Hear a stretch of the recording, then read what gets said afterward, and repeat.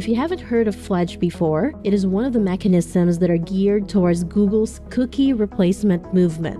With FLEDGE, users browsing a publisher's website can be served with relevant ads from information held within the user's browser instead of the ad network, advertiser, or ad server.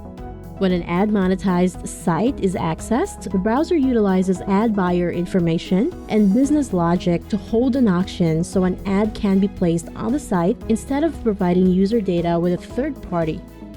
In short, the user's ad interests are not shared with advertisers and ad networks as the mechanism happens in the browser and device level. As FLEDGE is continuously evolving, it is expected to go through several testing. Chrome's FLEDGE API integration will start its initial testing on AdSense. The test will initially run on a small percentage of traffic. According to Google, no revenue or performance impact should be expected when this is initiated on or after August 28, 2022. Publishers are also given the option to disable access to FLEDGE. During this initial testing phase, sites must explicitly disable FLEDGE if they don't want to participate by using the relevant permissions policy to block access.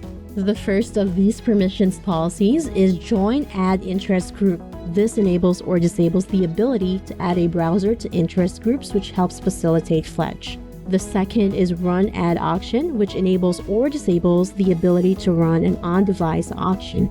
Access to FLEDGE APIs can be turned off in first-party contexts by specifying these permissions policy in an HTTP response header. To block the usage of APIs in an iframe, add the following allow attribute to an iframe element. If you need more information, more details can be found in the FLEDGE API Developer Guide, which we will be sharing in the description box below.